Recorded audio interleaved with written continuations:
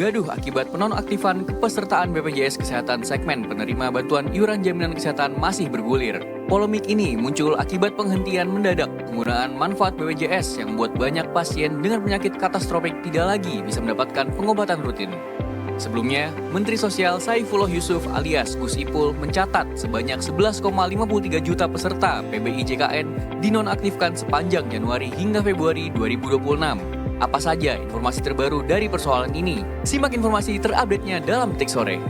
Menuju Tangerang, Detik Sore akan mengulas situasi terkini usai Sungai Cisadane tercemar limbah kimia akibat kebakaran sebuah pabrik. Bagaimana sebenarnya yang terjadi? Apa dampak cemaran Sungai Cisadane terhadap warga Tangerang?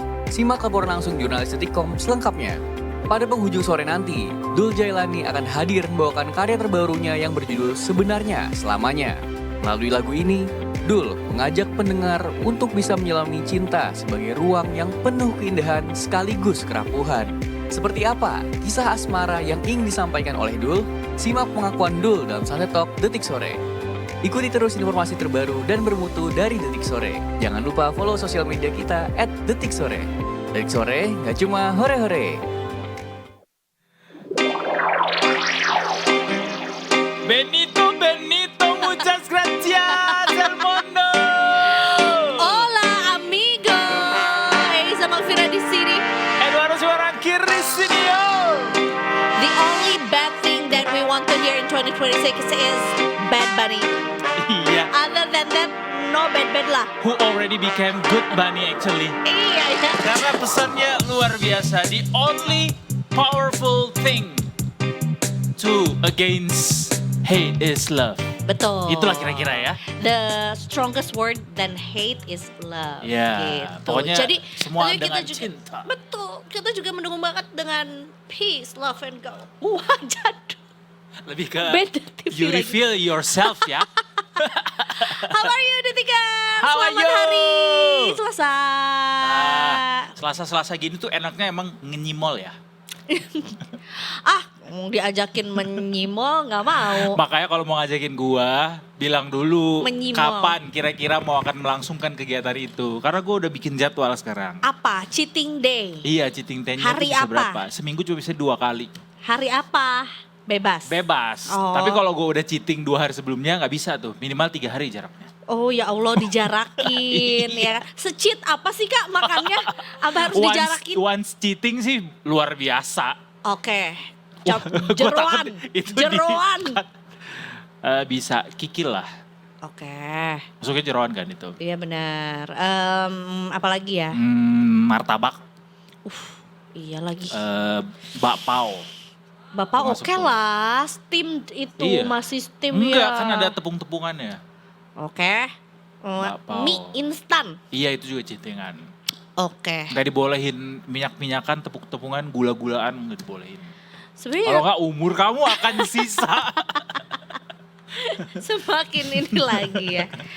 Ya udah deh, gue nurut hari ini nggak akan deh, nggak tahu deh. Nggak tahu deh. Kayak gue pulang bisa Tapi nggak lewat apa-apa deh sih. ke gerobak nyimol itu. Kalau kata dokter gizi yang kemarin gue datengin itu, katanya kalau lo memang lagi pengen Keren sesuatu. banget sampai mampir ke dokter gizi untuk mengetahui kondisi kesehatan. Menurut kamu aku untuk apa uang yang aku miliki itu bukan untuk Vinil. vinil, obviously baru aja beli tadi. Apa katanya? What is Kalau- the most dangerous thing atau yang paling harus dihindarin sama seorang Eduardo Sumorangkir? Itu tadi si yang minyak-minyakan, Minyak-minyakan, tepung, gula, tepung-tepung. ya kan? Susah. Itu semua Iya, susah iya, emang. iya. Terus tapi kalau memang lagi pengen sesuatu, ya udah go for it. Tapi biasanya kalau memang sudah ngejaga itu, dia porsinya akan sangat wajar, alias seminimum mungkin. Iya biasanya. benar. Sebenarnya mungkin salah satu kenapa craving itu muncul adalah karena sebenarnya tubuh kita udah terbiasa mengkonsumsi apa misalnya gula atau Ya. micin dalam jumlah yang banyak. Jadi begitu ada yang hilang tuh tubuhnya kayak loh biasanya ada jatah micin nih buat aku. Iya, benar. Ada jatah gula nih buat aku. Tapi kayak kok nggak ada hari ini. Jadi craving gitu. Kita tahan Craving, aja nih ya. iya. Ditahan. Apalagi menjelang bulan puasa. Aduh. Itu tahan hawa nafsu, Benar. tahan buat nggak ngegibah, tahan buat nggak lapar. Tahan buat apa lagi, Za? Emosi yang meledak-ledak gitu kan. Maksudnya Tahan emosi iri itu nggak harus dengki, ya. Susah tuh bener. gua. Karena biasanya aku iri aku bilang ya. Iya. Itu tuh udah bahkan dalam itu. apa tuh level penerimaan yang cukup tinggi gitu ketika kita Iya, iri kita bilang gitu. benar. Padahal sebenarnya iri aja udah nggak boleh ya. Ih, true banget. Gitu. Jadi kalau misalnya ada sesuatu yang kayak menurut kita bagus atau mungkin kita menginginkan sesuatu itu ngomongnya Masya Allah tabarakallah gitu. Kalau aku ngomongnya apa? Masya Allah tabarakallah. Haleluya. boleh. Tapi nggak ada haleluya untuk satu kejadian yang terjadi di salah satu sekolah di Jakarta ini. Benci aku. Udah mah kemarin kita gagal untuk tidak menggibah gara-gara ada satu owner brand indie yang allegedly Iya, allegedly. diduga melakukan pelecehan Kekerasan seksual, ya. sexual harassment terhadap ya partner kerja lah ya antara fotografer iya. dengan model apapun itulah pekerja seni kan sebenarnya macam-macam lah gitu. Tapi malah memanfaatkan keadaan momen-momen itu dengan ya itu melecehkan Iya, secara verbal dan Relasi perilaku. kuasa ya biasanya tuh Itu diawali dia. dengan itu. Ini apalagi guru ke siswinya, Ih. guru SMA. Kita udah 2026, bro. Come on. Ini ada di Jakarta Timur lagi, Pasar Rebo, dekat dari sini, samperin, Za. Gue pasar Minggu itu jauh gak Oh, sama jauh pasar ya. Harus melewati Selasa Iya, dulu iya, ya. iya. Dan ini didemonstrasi juga sama para pelajar pada akhirnya karena ter-reveal-nya atau terungkapnya kasus ini. Para pelajar menuntut keadilan dan juga transparansi dalam penanganan kasus tersebut. Good. Aksi ini merupakan bentuk solidaritas terhadap para korban. Jadi nggak cuma satu ya. Dugaan pelecehan seksual yang dilakukan oleh oknum guru terhadap siswinya. Siswa-siswa ini bawa poster ke sekolahnya dan menyampaikan orasi yang menuntut keadilan, transparansi untuk penanganan ini. Dalam aksi ini juga diduga ada pelecehan yang sudah berlangsung lama dan ini diperkuat sama sejumlah alumni yang juga mulai berani ngomong soal kasus ini. Oh my God, berarti sebetulnya kejadian ini tuh sudah berlangsung selama bertahun-tahun gitu ya, selama beberapa waktu yang cukup panjang juga karena ya itu tadi dia alumni juga Ikut bersuara, ikut ya. bersuara gitu, Iya. nggak cuman yang masih berstatus sebagai pelajar aja gitu. Jadi memang belum ada jumlah pastinya berapa total dari korban, tapi ada lebih dari 2 orang siswi yang diungkapkan sama Wanda Al-Fatih Akbar selaku kuasa hukum salah satu korban berinisial N gitu. Ini kan 2 tuh yang sudah udah yang punya kuasa hukum nih ya, 2 orang siswa yang mengaku gitu ya. Belum lagi yang dari alumni gitu. Dan korban lain juga bermunculan setelah salah satu korban memberanikan diri melapor ke pihak kepolisian juga. Dan yang Gitu. susahnya kasus-kasus kayak gini tuh karena mereka nggak punya bukti yang cukup kuat ya. Iya, betul.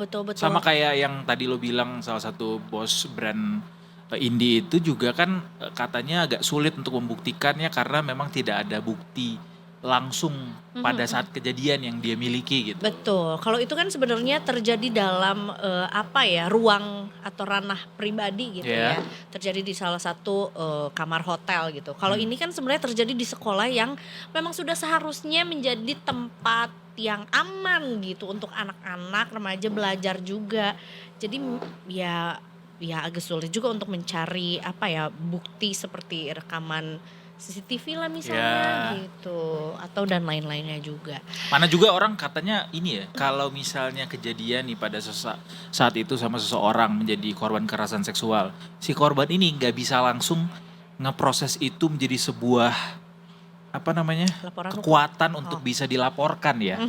Jadi dia akan berusaha dulu untuk bisa self defense mechanismnya tuh adalah gimana caranya dia bisa tetap kuat aja dulu. Betul, apalagi juga sebenarnya ini terjadi di siswi SMA yang artinya masih di bawah umur, Ya. usianya belia masih remaja juga, jadi tentunya pasti memberikan trauma lah ya gitu. Apalagi orang yang melakukan tuh sebetulnya juga orang yang dipercaya gitu, Ya, orang dewasa yang tuh. dipercaya lah, guru gitu. Tapi tentunya kita stand with victims Semoga juga para Obviously. korban juga diberikan kekuatan untuk bisa menjalani prosesnya, Yap, biar bisa ya mendapatkan apa ya, keadilan. keadilan gitu. Proses hukum tetap harus berjalan juga apabila Semangat terbukti teman-teman. juga. Semua teman-teman di sekolahnya juga menyuarakan protes. Suarakan terus sampai hak kalian bisa kalian dapatkan dan keadilan bisa ditegakkan. Benar, shout out untuk teman-teman yang juga mendukung apa tuh para korban gitu ya, Iya, iya. yang tadi juga udah sempat berunjuk rasa lah ya dari teman-temannya juga, yang artinya sebetulnya juga mereka sudah sangat aware bahwa iya we have to stand beside the victims gitu. Apapun yang terjadi itu nggak pernah kesalahan dari korbannya True. gitu. Dan Apalagi- mudah-mudahan gara-gara satu kasus ini juga kalau memang ada kejadian-kejadian serupa di sekolah-sekolah lainnya, biasanya tuh muncul satu persatu. Karena ada yang satu yang sudah speak up, kemudian yang lainnya ikutan. Iya betul. Biar bersih semuanya. Biar bersih. Jadikan sekolah menjadi satu ruang yang paling aman untuk anak-anak kita, adik-adik kita menuntut ilmu gitu. Dan please sekolah nggak usah berusaha menutup-nutupi. Itu. Kita terbuka aja untuk biar sekolah juga jadi lebih bagus lagi kan ke depannya. Betul. Next, Next. we're moving on juga ini karena tadi gue udah sempet membahas juga soal kita cukup dekat dengan bulan Ramadan. Yup. Dan ada craving gue terhadap sebuah cimol gerobakan. Tapi ada fenomena juga yang cukup sering muncul juga ketika bulan Ramadan. Ini sebenarnya bukan sesuatu yang harus dinormalisasi normalisasi. gitu, yaitu adalah manusia gerobak. I don't know if What is you've it? been ikut kayak sahur on the road atau buka puasa bersama. Itu kan sebenarnya ada satu kegiatan charity yang juga kita selipin biasanya, yaitu adalah ngasih makan buat saudara-saudara kita yang lagi berusaha di jalan lah gitu. Tapi terkadang fenomena ini tuh dimanfaatkan untuk orang-orang yang ya pengen dapat makanan for free lah gitu, kurang lebih. Oh jadi gitu. nyamar gitu maksudnya. Ada yang memang sebetulnya membutuhkan, ada yang memang akhirnya aji mumpung gitu Oke. kan. Aji mumpung gitu. Kita sebenarnya nggak bisa aku juga nggak bisa bilang semuanya juga menyamar juga sih ya. Tapi maksudnya dengan momentum bulan Ramadan ini kan sebenarnya akhirnya kita jadi senang untuk berbagi lah ya untuk jam-jam buka puasa ataupun Iya jam-jam dong. sahur gitu. Kan bulan penuh rahmat Benar yang gitu. pahalanya paling banyak kan. Itu dia. Dan memang si fenomena manusia gerobak ini tuh bermunculan memang maraknya di bulan Jakarta. Ramadan gitu, Dan di Jakarta, di kota-kota Jakarta, besar di kota-kota besar lah sebenarnya juga ya, nggak hanya di Jakarta juga. Nah, khusus untuk di Jakarta sebetulnya juga sudah ditangani gitu ya, ditertibkan sama Pemprov DKI Jakarta demi keamanan hingga kenyamanan juga. Karena memang takutnya karena banyaknya manusia gerobak ini di pinggir jalan kan sebetulnya cukup mengganggu lalu lintas juga ya. Mobilitas masyarakat yang mungkin juga di jam-jam berbuka tuh kadang-kadang juga cukup padat nih jalan raya, atau mungkin juga malah berhenti di tempat yang tidak seharusnya juga gitu. Makanya sebetulnya ini perlu untuk ditertibkan juga. Mungkin bukan menjadi pembatas juga buat detikers yang memang mau membagi rezeki gitu ya. Mungkin bisa mencari tempat atau mungkin otoritas yang memang menangani itu semua juga ya. Jadi memang sebetulnya Pramono juga sudah memastikan ya ada persiapan-persiapan juga menjelang bulan Ramadan, termasuk juga memastikan pasokan pangan di Jakarta tetap aman meski cuaca buruk masih melanda sejumlah daerah juga. Jadi menjelang bulan Ramadan kan pasti kebutuhan stok, kebutuhan bahan makanan, kebutuhan pokok tuh juga pasti meningkat kan ya. Katanya dipastikan untuk tetap tercukupi di bulan ini. Selain bulan aman Ramadan juga maksudnya. amankan harganya Pak. Nah Ya, benar. tolong kita nih, biar harganya nggak naik tinggi banget gitu. Kalau naik pasti lah ya, karena ya hukum supply demand aja gitu. Benar, Karena benar, demandnya setinggi itu ketika bulan Ramadan pasti naik. Tapi mohon untuk diredam supaya teman-teman kita yang ekonominya terbatas juga tidak jadinya kerepotan. bolong kantongnya. Itu dia. Karena memang udah masuk payroll, jadi kita juga nggak bisa menuntut makin meningkatnya THR ya. Iya. Jadi kalau THR tidak meningkat, ya udah bahan pokoknya aja yang jangan naik tinggi. Betul. Gitu. Udah Gitu. masuk payroll. Cece ya, Gitu. Cece ke menteri-menteri juga tuh yang bertanggung Benar-benar. jawab terhadap kenaikan harga. Iya, daging sapi itu yang ngerendah-ngerendah. Paling mahal pernah beli daging sapi berapa? Aku bukan Beli daging ke masak. pasar. Maksudnya adalah yang bahkan yang masak tuh bukan ibuku tapi nenekku, karena hubnya perkumpulan pada saat lebaran, karena nenekku adalah anak paling tua, jadinya juga Chef juga. Bu Chef Juna ternyata bukan juga ya. Jadi aku kurang ini ya. 200.000 pernah gue temui. Itu Normalnya 130-an gak sih? sebenarnya 140. bahkan di eranya Pak Jokowi tuh pernah minta daging sapi tuh harganya harus bisa 70 sampai 80 ribu per kilo. Tapi nggak pernah kejadian tuh karena pada akhirnya ya setekan-tekannya 100.000, 110.000 lah. Iya. 120, 130. Cabai rawit juga. Iya, sempat mencapai hampir 200 ribuan juga. Bener. Jangan sampai lah kita pakai Indomie Janganlah. rendang lah. Jadinya nanti saking mahalnya rendang beneran. itu jadi salah satu kayak si manusia gerobak ini juga. Ada Iya. pengusaha-pengusaha mungkin yang atau oknum yang berusaha aji mumpung. Nah, ditahan tuh di apa sih namanya? Dipendam, ditimbun. Ditimbun. Nah, Benar. ditimbun. Minyak goreng, beras, Ditimbun Tomat. jangan, ditambun juga jangan ya. jauh soalnya. Nah, enggak kok buat orang Bekasi. Hah, tambun jauh. Tapi aku tidak suka dengan ngomong soal Ramadan. Ini kan harusnya kita mulai berbenah gitu ya. Semuanya Iya, pada benar. dibersih-bersihin. Malah ada satu kejadian yang bikin orang jadinya was-was nih. Termasuk salah satu dari kru kita juga ikutan was-was karena hari ini rumahnya nonaktifkan. Hah, siapa nih yang dinonaktifkan Kak? Gara-gara apa tuh Kak? Pejabat rumah bersangkutan. salah. PDAM-nya ya menonaktifkan iya. sambungan air di lokasi tersebut, yaitu soal kejadian kebakaran pabrik kimia yang mencemari Sungai Cisadane di Tangerang itu sampai berhenti suplai airnya gara-gara kebakaran pabrik ini, sampai juga mencemari sungai yang kalau misalnya kita lihat beberapa foto di media sosial tuh luar biasa sih, kayak ini adakah sungai-sungai benar-benar dilintasi dengan air susu. Nah. Beneran kayak air susu sungainya. Tapi air supply. Putih air banget. kuah ini Sisa limbah. sisa limbah. Iya. Kalau nggak salah gitu. tuh ini adalah limbah dari apa tadi? Pabrik pestisida. Pabrik pestisida Iya. juga. Gitu. Kenapa? Gue mau. Untung rumah lu gak di Tangsel kan. Cuma kalau di Tangsel hari ini gak mandi lu. Sebenarnya gue nggak apa-apa, nggak mandi. Sebagai bentuk solidaritas buat teman-teman kita yang ada di Tangsel Oh juga. wow, luar biasa toleransinya ya. Save water, shower twice a week. Iya boleh. Save Jorok, Earth juga ya. jorok.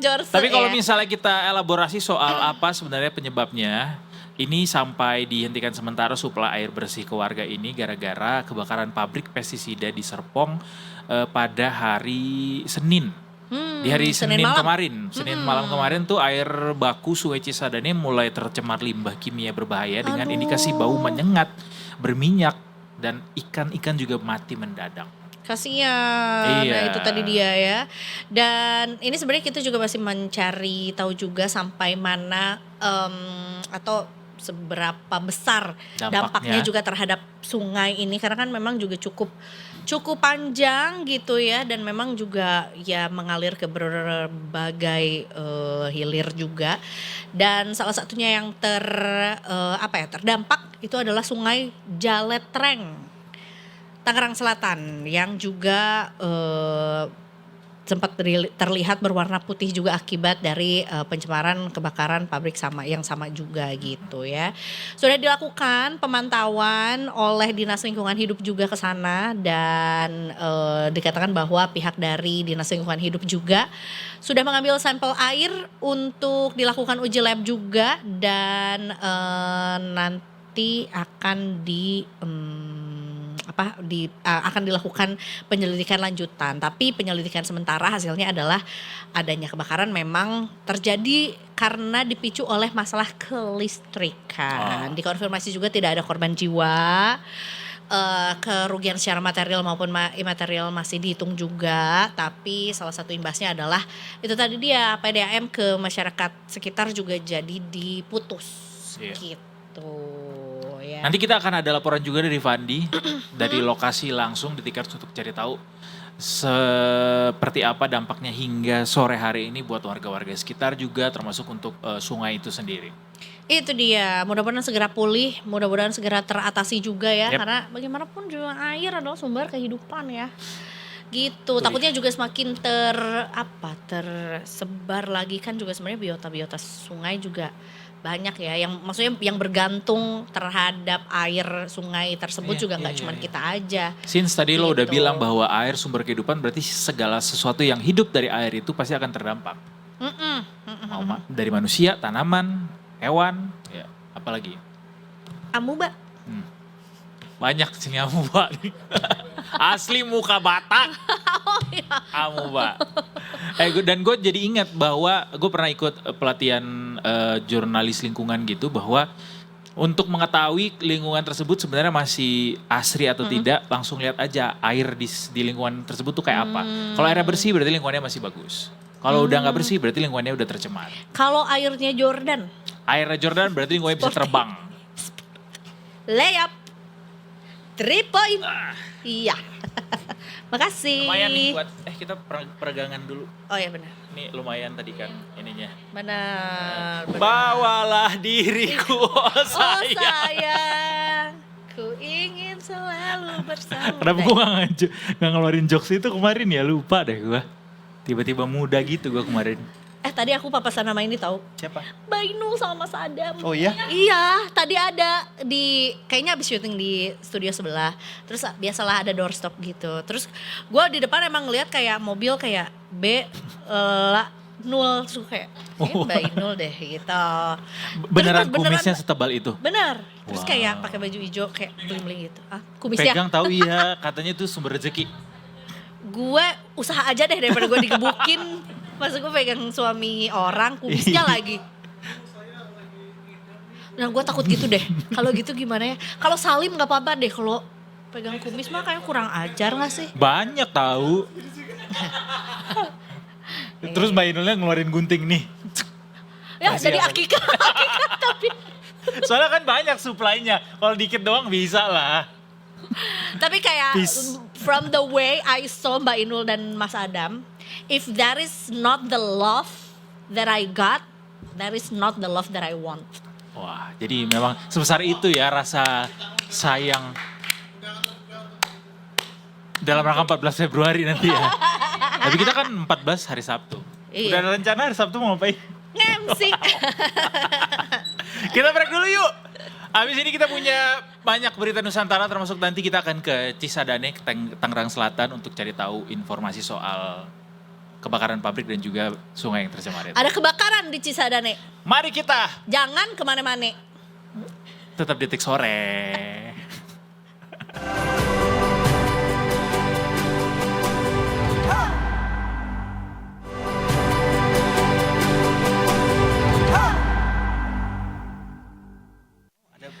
Next on Berita Nusantara. Next on Berita Nusantara. Ini sebenarnya cukup cukup membuat kita prihatin dan juga turut berduka juga untuk masyarakat yang terdampak. Karena gak sedikit masyarakat yang terdampak dengan kondisi alam yang terjadi. Jadi di Tegal ini ada satu kejadian alam. Tanah bergerak sebetulnya, tapi kita nanti akan cari tahu juga sebenarnya tanah bergerak ini tuh kayak apa sih penyebabnya gitu ya. Apakah sebetulnya dipicu oleh gempa atau mungkin juga ada kondisi tanah tertentu gitu ya. Tapi yang jelas masyarakat yang terdampak mencapai 2.000 orang. Wow, ini jauh melampaui kemarin soal tanah bergerak yang juga terjadi di Semarang ya. Betul, di kota Semarang juga. Kemarin kita sebetulnya udah terhubung juga sama satu reporter di kota Semarang. Kurang lebih sekitar belasan lah ya rumah masyarakat di sana juga terdampak, rusak berat gitu ya. Nah kali ini berjarak ya sebenarnya jauh sih dari tingkat ke Semarang. Jauh. Tapi yang jelas ini masyarakat yang terdampak jauh lebih banyak juga di sana gitu ya. Kita sebetulnya mau ngobrol langsung sama reporter dari Detik Jateng juga, ada Mas Imam Suripto. Apakah kita sudah terhubung juga sama Mas Imam? Ya.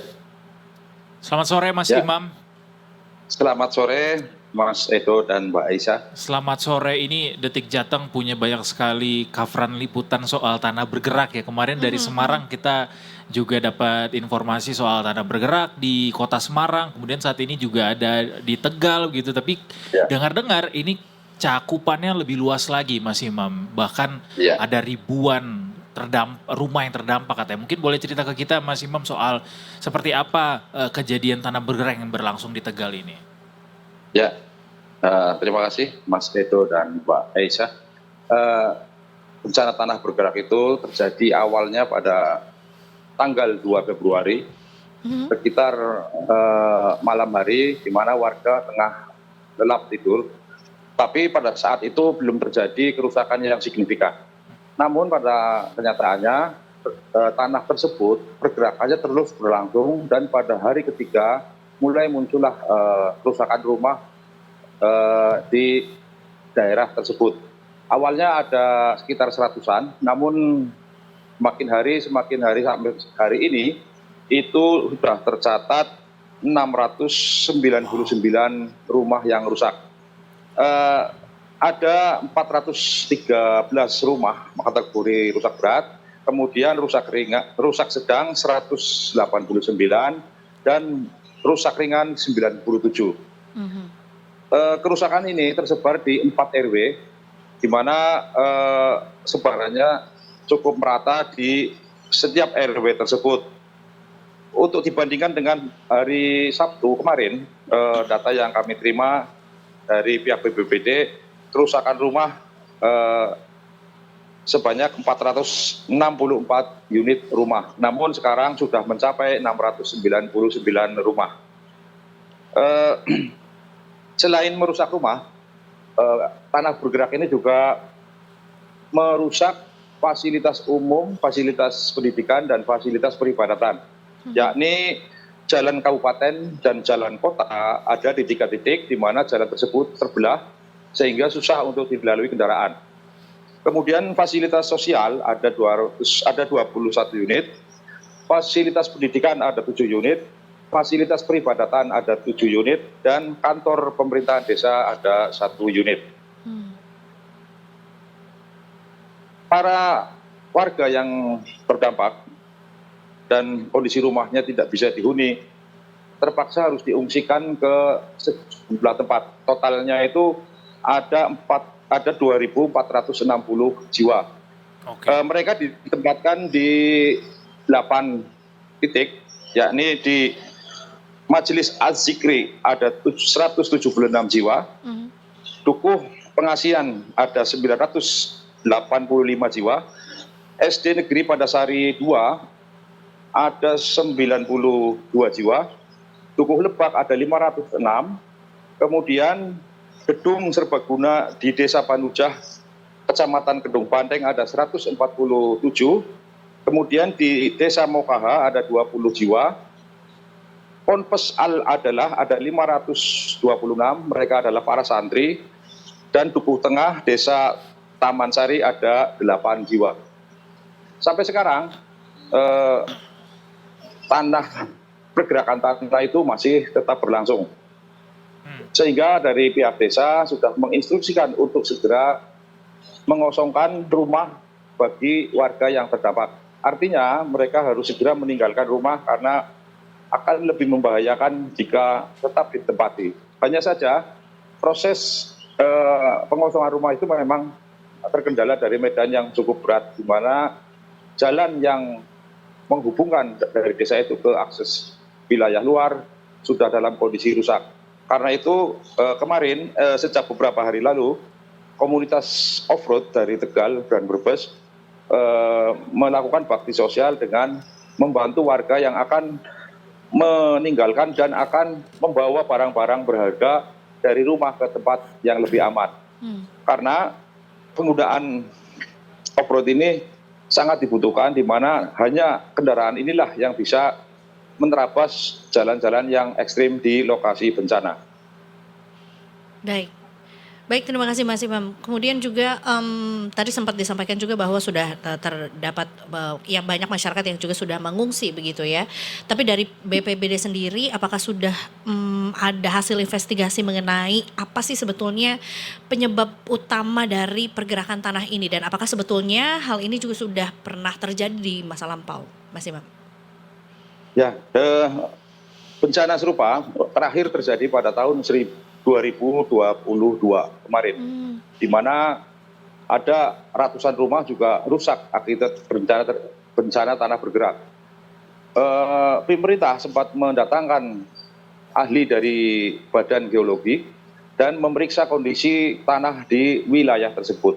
Hasilnya disimpulkan bahwa tanah di wilayah tersebut dalam kondisi labil, terlebih pada saat terjadi hujan yang cukup deras secara terus-menerus seperti saat ini.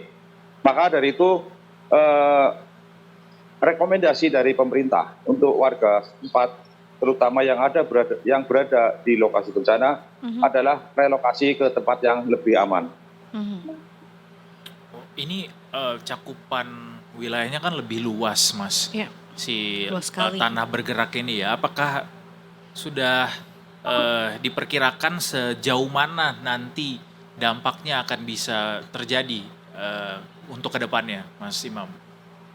Memang dari keterangan pihak BPBD, Pak Afifuddin menyebut bahwa warga yang berada di sekitar lokasi tersebut, meskipun kondisinya belum terdampak, diminta untuk tetap berhati-hati. Artinya di daerah 4 RW itu ada sekitar 180 lebih rumah yang memang belum terkena dampak. Akan tetapi dengan adanya pergeseran tanah yang masih terjadi sekarang ini, sangat dimungkinkan akan merembet ke rumah-rumah tersebut. Untuk itu warga yang berada di lokasi tersebut yang bisa dikatakan belum terdampak untuk tetap waspada. Total ada berapa RW yang terkena dampak, Mas Imam? Seluruhnya ada 4 RW dan Oke. 1 RW itu meliputi beberapa RT dalam jumlah yang cukup banyak. Mengenai juga masyarakat yang sudah pasti kegiatan atau aktivitas ekonominya terganggu gitu, mengenai bagaimana akhirnya apakah yang masyarakat di sana tetap bisa melakukan aktivitas ekonominya, atau mungkin juga para pelajar yang lagi mengungsi juga tetap bisa melakukan kegiatan belajar mengajar dari tempat pengungsian, Mas?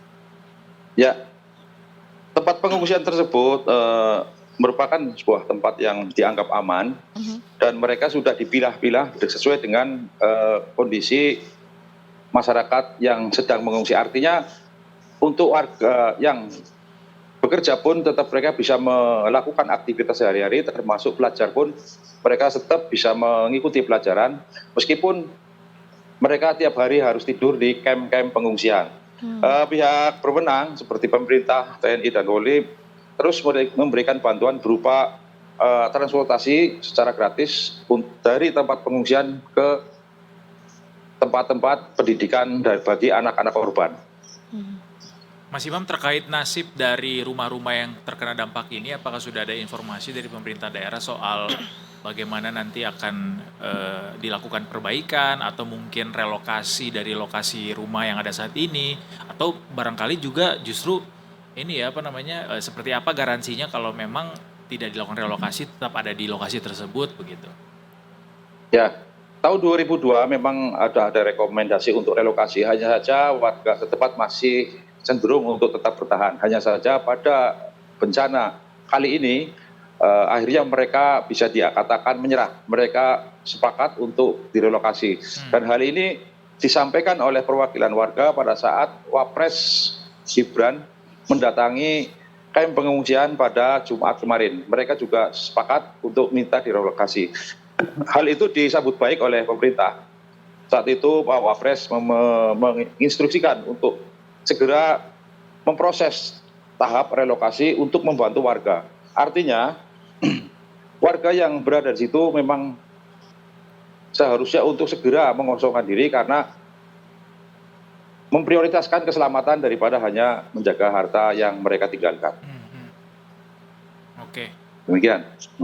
Mas, kalau yang ini berarti penyebab pastinya terjadinya tanah bergerak ini memang karena curah hujan kah atau mengingat juga sebelumnya sempat terjadi juga ya di tahun-tahun sebelumnya gitu. Iya, yang belum lama sebetulnya 2022 lalu. Apa ada perbedaan penyebab gitu?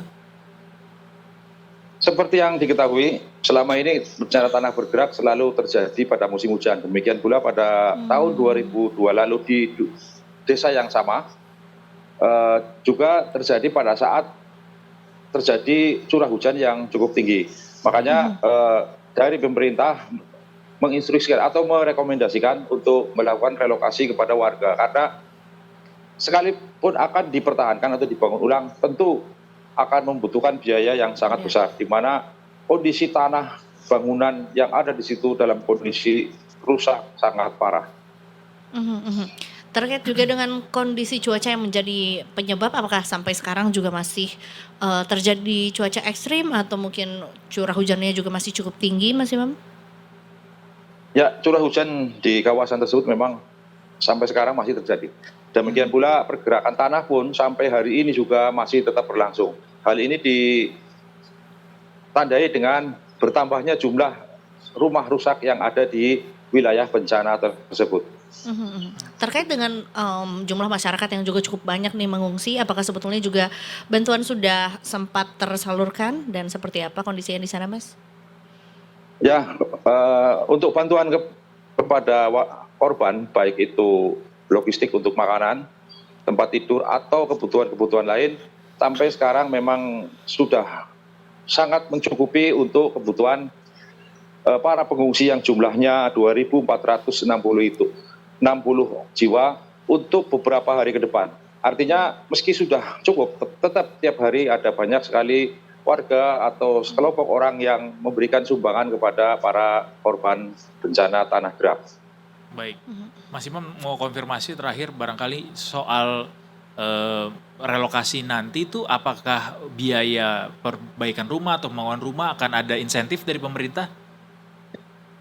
Untuk tahapan relokasi biasanya mereka akan ditempatkan dalam hunian sementara dan itu sudah dilakukan prosesnya oleh pemerintah kabupaten bekerjasama dengan provinsi dan pemerintah pusat. Selanjutnya nanti akan dilakukan kajian di mana akan mencari tempat yang benar-benar aman untuk dijadikan tempat relokasi. Tapi lokasinya belum ada saat ini ya, termasuk opsi juga belum ada kah? Belum ditentukan begitu ya? Ya, untuk lokasi memang belum, yang pastinya belum ada tentukan untuk relokasi. Tapi untuk hunian sementara memang sudah ada dan jaraknya tidak begitu jauh dari lokasi yang sekarang. Baik. Artinya lokasi tempat bencana tersebut. Baik, ya, baik. Ya. Ini sekalian bertanya juga, lokasi dari tanah bergerak ini apakah cukup dekat dengan pusat kota di Tegal? Ya, memang lokasinya itu bisa dikatakan cukup jauh dari pusat kota ya. Artinya lokasinya di Kecamatan Jatinegara yang berada di atas Waduk Cacaban di Kabupaten Tegal. Rumah Mas Imam aman ya? Aman, saya aman, di Brebes. Ya? Oh, di Brebes, ya. Baiklah kalau begitu.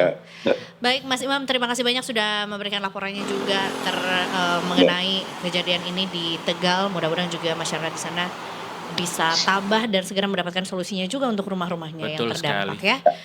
Terima kasih banyak Mas Imam, stay safe dan sampai berjumpa di lain kesempatan. Terima kasih Mas Imam, selamat sore. Selamat, Mbak Isa. Baik, Detikers, dari Tegal kita beralih ke lalu lintas di Jakarta. Ada NTMC Polri akan kembali menghadirkan laporan traffic sore ini. Traffic update. Hari ini kita berjumpa dengan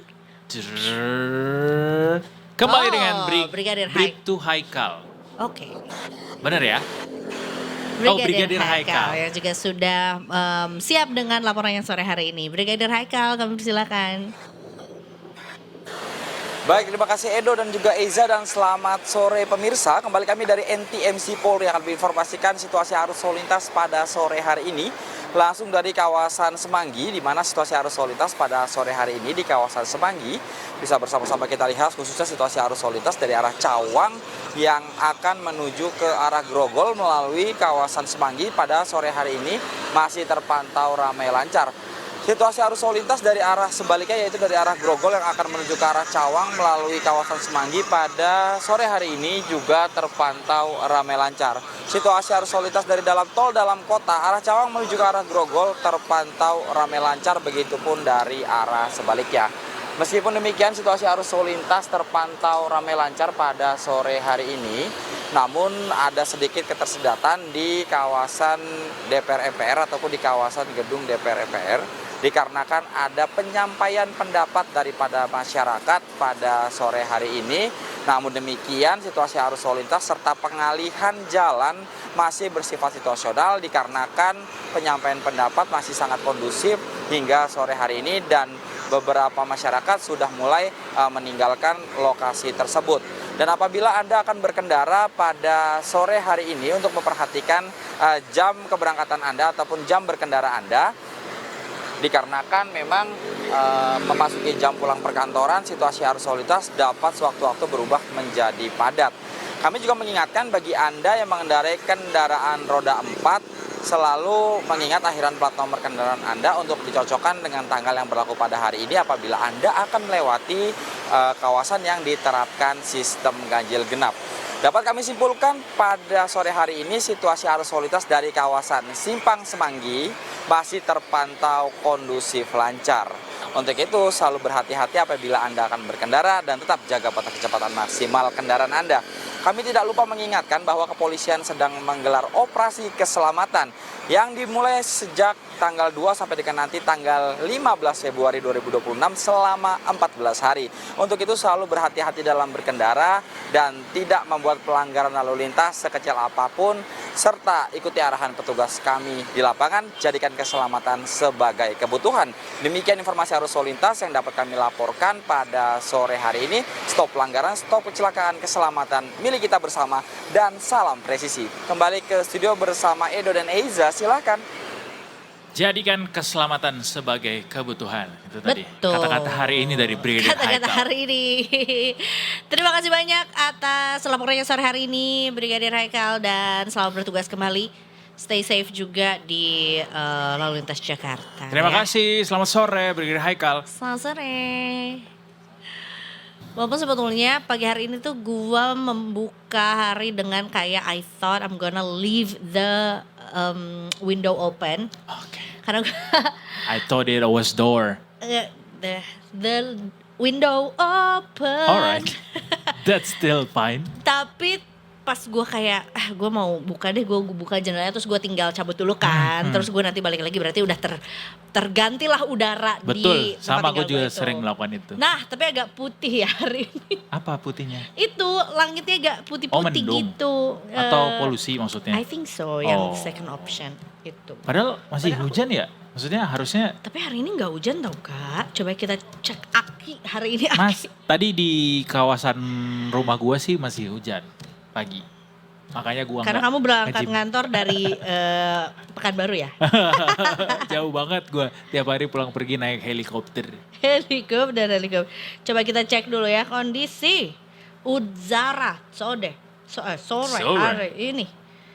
Kualitas udaranya hari ini Jeng jeng itu jeng jeng. adalah Ternyata sedang aja. sedang saja. Sedang-sedang saja katanya, masih di apa nih? Warna kuning lah ya. Kategorinya sedang, terus poinnya itu adalah 64 gitu. Dan akan begitu aja sampai nanti mungkin Berarti ada ntar malam peningkatan. nggak ada hujan ya harusnya ya? Enggak hari ini ya. Besok Besok enggak juga, ini aja berawan aja. sampai siang juga? Iya. Amin. Mungkin jam siang tapi katanya ada hujan Kak. Oh, berarti aku harus 80% berangkat chance pagi. of rain 11 12.13 Oke. 00 Aku akan besok. tiba di kantor jam 7. Tapi ini gratisan ya, mungkin kalau yang bayar mungkin hujannya Wah. salju. Beda ya. Kita break dulu Detikers, habis ini kita akan Boleh. menuju ke lokasi lainnya dari Berita Nusantara. Termasuk nanti kita juga akan bertemu dengan Dul Jailani di penghujung acara. Itu dia, jangan kemana-mana tentunya. Detik Sore masih nemenin. Cuma ore-ore, palabras.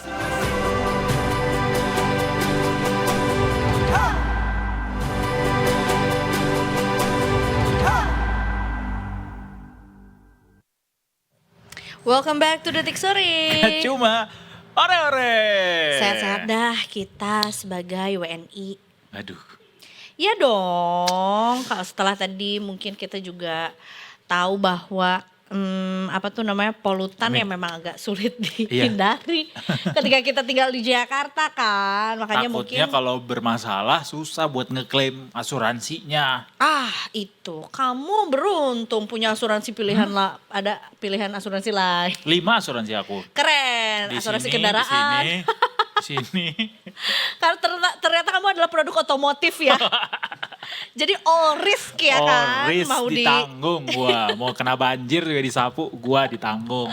Kenapa sebenarnya 2026 is not a good year untuk sakit adalah karena kita lagi dihadapkan sama satu polemik yang luar biasa banget. Ada 11 juta orang plus ya, hampir 12 juta bahkan yang sebetulnya ini yang tercatat Kak. Dinonaktifkan kepesertaannya sebagai penerima bantuan iuran atau PBI BPJS Kesehatan. Banyak banget itu. Banyak banget itu, bukan 11.000 ternyata, 11 juta yang terdampak juga gitu. Jadi ini sebenarnya akar mula, correct me if I'm wrong ya, kita bareng-bareng ya Kak. Let's go.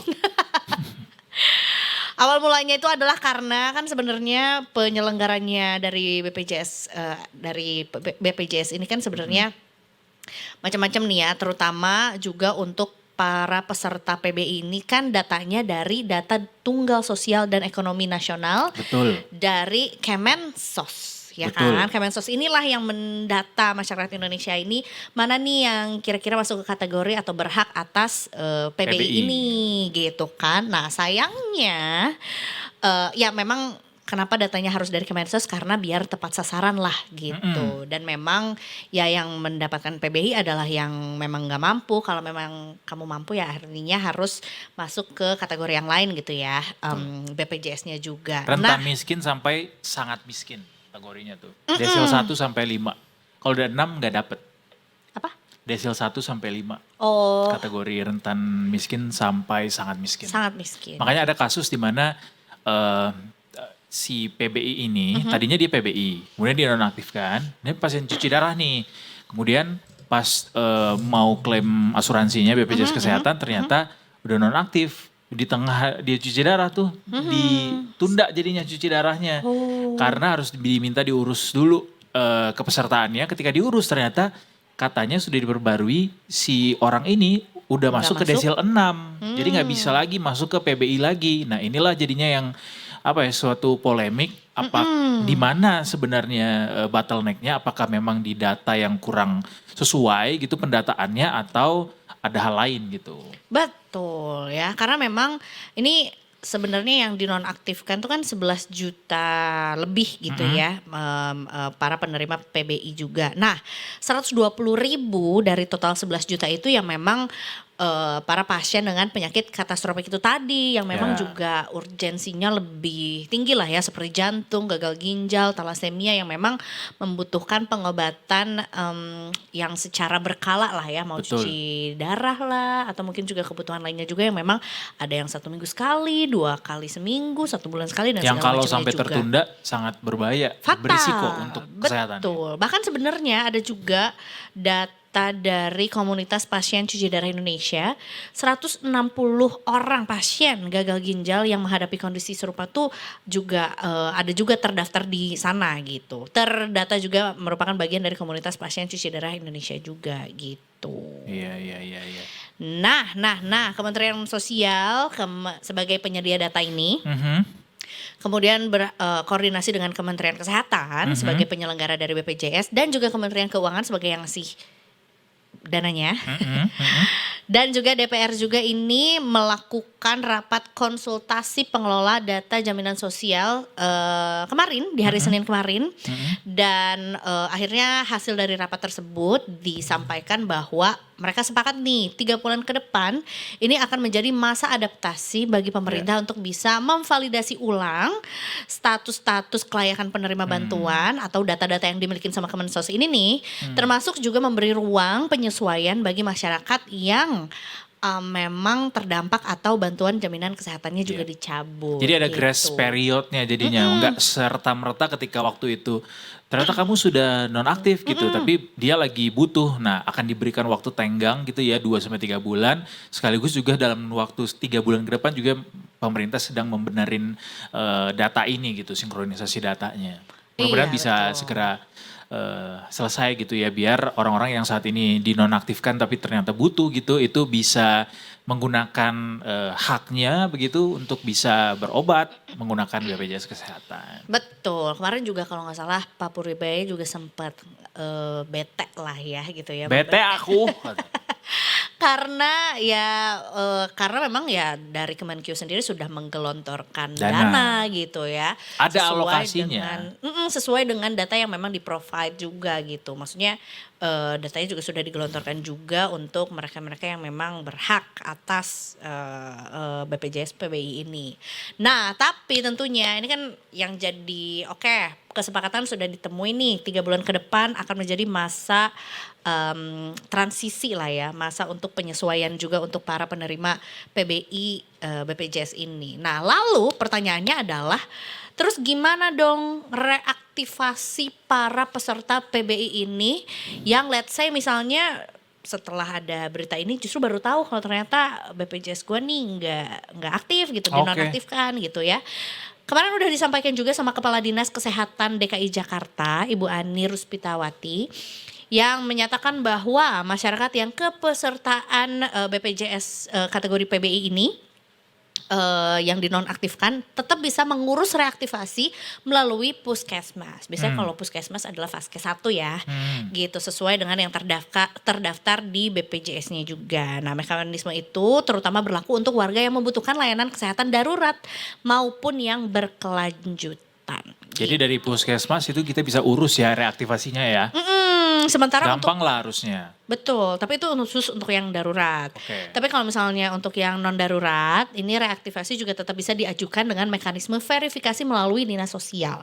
Jadi nantinya dari Dinas Sosial sendiri akan melakukan ground checking atau pengecekan lapangan juga untuk memastikan apakah sebetulnya si pemilik BPJS ini tuh masih dalam kategori boleh nggak tetap dapat PBI ini gitu. Alright, kita mau coba recap beberapa kejadian di daerah yang bermasalah soal kasus penerima bantuan iuran ini, Detikers. Mulai dari Jawa Barat, ini ada cerita viral juga dari guru-guru di Sukabumi yang ngeluh soal potongan dari BPJS Kesehatan ini. Keluhan ini mencuat di kalangan ASN di Sukabumi, sejumlah guru PNS dan juga P3K itu bilang iuran BPJS Kesehatan mereka tuh dipotong lebih dari 1 kali dalam sebulan. Bahkan diklaim bisa mencapai 26 kali pemotongan dalam setahun, yang mana harusnya 12 kali 12 ya. kali dong, Iya, 11 kali. ini berarti 2 kali lebih ya dari yang seharusnya.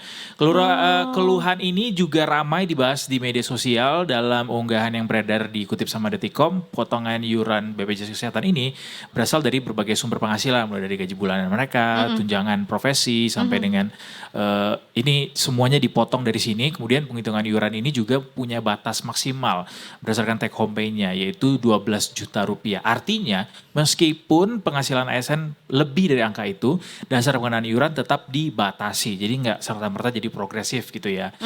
Nah ini BPJS Kesehatan juga tidak mengatur teknis skema pemotongan apakah dilakukan 1 kali atau beberapa kali dalam sebulan.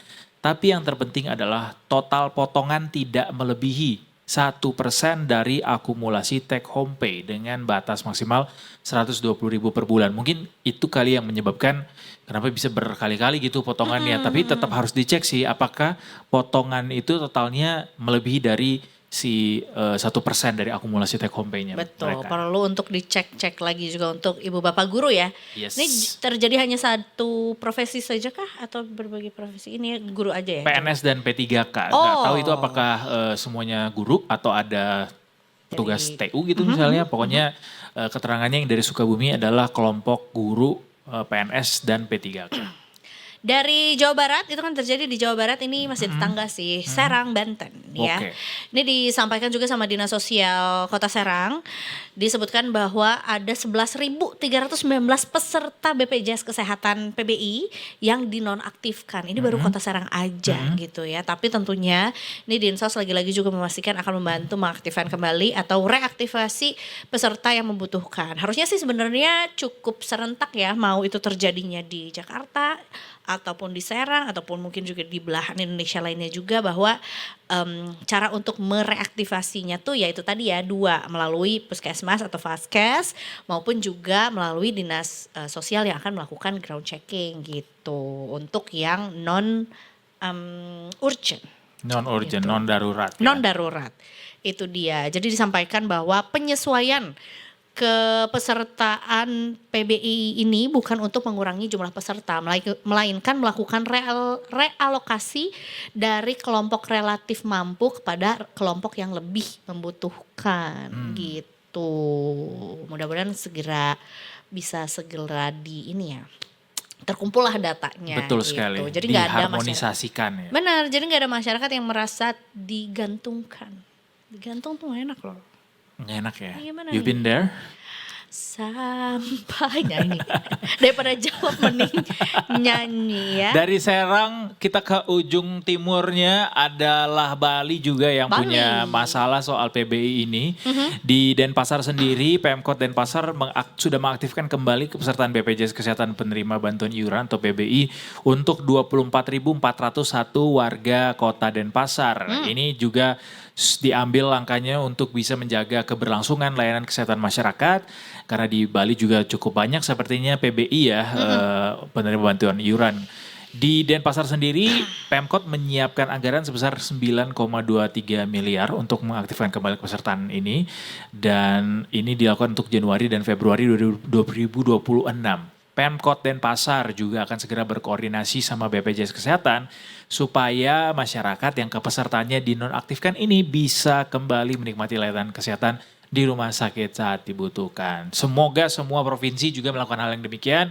Jadi sinkronisasinya ini bisa berlangsung dengan cepat. Jadi masyarakat yang butuh bisa segera menggunakan fasilitasnya dengan baik. Itu dia. Iyalah. Soalnya juga tadi kan sebenarnya sempat aku singgung juga bahwa Pak Purbaya sebagai Menkyu juga bete lah gitu ya, buntut ramainya warga yang mengeluhkan status PBI ini yang mendadak dinonaktifkannya gitu. Kayak nggak ada babi bu, nggak ada angin, nggak ada hujan, walaupun kita lagi Sebenarnya cuaca ada, Za. ekstrim sih. Sebenarnya ada, Oke. cuma mungkin nggak tahu ya waktunya cukup singkat barangkali. Oke. Jadi Apa warning kah? Ada penghimbauan? ada pemberitahuan, ada Oke. pemberitahuan bahwa statusnya berubah gitu ya dan non-aktif gitu. Gua lupa berapa lama sebelum, tapi waktunya lebih dari sebulan harusnya sudah diberikan informasi tersebut gitu. Oke, iya. Ini juga gue baru lihat juga bahwa sebenarnya penonaktifan peserta PBI itu sudah dilakukan pemerintah secara bertahap dari Juni 2025 lalu. Jadi sepanjang tahun lalu memang ada 13,5 juta peserta PBI yang dinonaktifkan.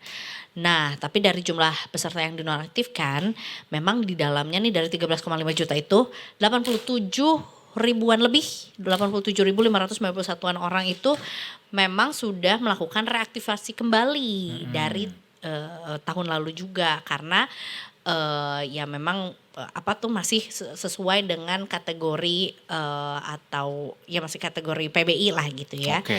Dan sementara sisanya itu setelah dinonaktifkan itu berpindah segmen. Ya baik itu mandiri maupun dibiayai oleh pemerintah daerah gitu. Right.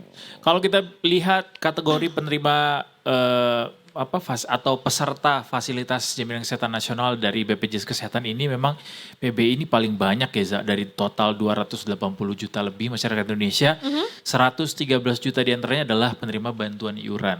Itu cukup meng-capture nggak sih bahwa kelompok ekonomi masyarakat kita tuh masih didominasi sama yang miskin dan rentan miskin gitu. Miskin, sangat miskin dan rentan miskin. Dan selanjutnya adalah PPU, pekerja penerima upah non penyelenggara negara swasta. Itu yang terbanyak kedua, kemudian juga disusul sama pekerja bukan penerima upah gitu. Jadi untuk yang BUMN itu jumlahnya sedikit sekali, cuma 1,4 juta atau mungkin yang penyelenggara negara juga jumlahnya sedikit 4,8 juta. Jadi kayaknya dari data ini juga cukup nge-capture bagaimana profil dari tenaga kerja kita atau mungkin masyarakat kita yang secara ekonomi gitu ya, seperti apa gitu, punya kapasitas untuk bisa menyediakan asuransi buat dia sendiri. Itu data per kapan Kak? Data per kapan ya? Harusnya 2025. 2025. Jadi memang sebenarnya juga salah satu kenapa alasannya ada harmonisasi data karena sempat disampaikan oleh Menteri Sosial kita Gus Ipul yang memang mengungkapkan dari angka yang udah banyak banget itu ternyata memang masih banyak juga warga miskin yang belum menerima PBI ini. Jadi walaupun data yang tadi kita udah lihat tuh udah berapa juta? 113 juta. 113 totalnya. juta yang PBI. Yang PBI 113 juta. Nah itu tuh belum semua masyarakat yang kategorinya. Harusnya lebih banyak lagi. Harusnya lebih banyak lagi juga. Okay. Tapi sebenarnya juga masih ada kelompok masyarakat yang sebetulnya relatif mampu justru masih tercatat sebagai penerima gitu. Oh iya. Makanya sebetulnya mungkin itu salah satu alasan kenapa sih harmonisasi data ini tuh perlu dilakukan. Yang namanya data juga harus diupdate terus ya. Atau sebaliknya ya, yang sudah berhasil nge-upgrade ekonominya juga pindah gitu. Jadi benar. makanya juga harus diperbarui juga datanya sebenarnya berapa nih yang akurat gitu ya. Benar. Itu dia. Memanglah ini soal PBI ini nih selain dia berdampak ke hak manusia untuk bisa mendapatkan kesehatannya juga berdampak juga ke ekonominya ya. Sampai ke keseimbangan ekonomi rumah tangga terutama buat pasien penderita penyakit kronis. Gimana? Karena secara real ekonomi mereka yang dinonaktifkan ini belum sepenuhnya keluar dari jerat kemiskinan. Jadi kayak kalaupun pada akhirnya mereka dikeluarkan, tapi mereka nggak sebenarnya belum cukup oke gitu disebut sejahtera gitu. Nah di situ pertanyaannya. Lo lihat gak di media sosial yang orang-orang bilang bahwa kan kalau dari BPS kita ada kategori-kategorinya kan. Miskin, ya. sangat miskin, Benar. super kaya gitu. Nah yang super kaya itu yang penghasilannya 5 juta. Oh iya. Emang iya? Kita kaya Wow, aku sih Iya. super pusing ya, super sibuk sih. Alhamdulillah Coba super lihat sibuk lagi ya. ya. Coba. Gue jadi sebenarnya gue juga belum secara pasti juga tahu ada berapa sih kategori apa sebutannya? Tingkat kesejahteraan masyarakat di Indonesia. Iya, betul. Ya kan, ada berapa banyak kategori yang umum aja deh Kak. Ini bentar ya, gue lihat dulu Boleh. dari beberapa sebenarnya soalnya ini harus kita klarifikasi juga sebenarnya atau verifikasi apakah postingan tersebut sesuai dengan data yang sebenarnya gitu ya karena takutnya ada orang yang memang sengaja bikin disinformasi gitu. Karena memang di media sosial banyak yang ngeklaim atau menunjukkan bahwa menurut data Tunggal Sosial Ekonomi Nasional itu seseorang sudah masuk kategori super kaya kalau pengeluarannya lebih dari 3 juta per kapita per bulan alias selama satu orang per bulannya itu ngeluarin 3 juta itu disebutnya super kaya. Data ini akhirnya memicu perdebatan karena dianggap nggak masuk akal gitu sama banyak netizen juga. Dan ini jadinya jadi perdebatan lah soal bagaimana sebenarnya definisi super kaya menurut pemerintah, menurut masyarakat sebenarnya gitu. Nah kalau dilihat dari keputusan Menteri Sosial nomor 79 tahun 2025, batas pengeluaran ini digunakan untuk memetakan tingkat kesejahteraan. Ada memang yang namanya super kaya, ada dari desil 10 sampai desil 1. Itu desil 1 tuh berarti miskin ya. ekstrim. Benar. Misalnya pengeluaran keluarganya 2,5 juta per bulan untuk 5 anggota, maka per kapitanya atau per orangnya 500.000 dan masuk desil 1 tuh sangat miskin. Ciri-cirinya tidak memiliki pekerjaan yang stabil, pendapatan tidak menentu, kesulitan memenuhi kebutuhan dasar, dan kelompok prioritas utama dalam seluruh program bansos. Ini gua tambahin sekalian ya. Lanjut ke desil 2 atau kategori miskin. Kategori miskin juga ada, apa kategorinya? Coba. Kategorinya itu adalah mudah terdampak kenaikan harga. Ciri-cirinya. Ciri-cirinya adalah mudah terdampak kenaikan harga, tidak punya tabungan atau cadangan ekonomi, dan pendapatannya rendah dan sangat rentan terhadap perubahan ekonomi. 2 kali ya gue bilang itu ya. Nah. Pokoknya intinya adalah pendapatannya sangat rendah gitu dan rentan banget terhadap perubahan ekonomi. Halo. Itu dia. Halo. Gitu ya Detikers, tapi memang harus dipahami apakah data itu benar adanya sesuai dengan aturan yang sudah dipahami oleh masyarakat, karena ada hoax juga sebenarnya soal si data-data ini, karena BPS juga sempat menganulir lah ya soal bagaimana sebenarnya data-data ini kebenarannya, bahwa BPS mengaku nggak pernah mempublikasikan besaran pengeluaran berdasarkan desil. Kalau ada pengeluaran menurut desil, dapat dipastikan bahwa data ini adalah bukan bersumber dari BPS. Oke, jadi sebenarnya yang gue temukan justru dari desil-desil ini tuh ada ini ya ciri-cirinya. Gitu, yang kayak tadi tuh pekerjaannya tidak menentu, pendapatannya tidak menentu, rentan terhadap perubahan ekonomi gitu ya. Kalau misalnya harga bahan bakar misalnya atau beras naik 2.000 per liter itu tuh kerasa banget gitu di mereka gitu. Dan aku juga kalau beras naik kamu kan belinya udah dalam bentuk porang, nasi dan lauk resto. gitu deh Detikers. Nanti kapan-kapan kita akan bahas di lain kesempatan untuk PBI ini, karena sepertinya adalah masalah yang cukup serius juga ya untuk dibahas. Banyak orang-orang yang soalnya terdampak soalnya sama si status PBI yang dinonaktifkan ini. Ya, tapi mudah-mudahan juga.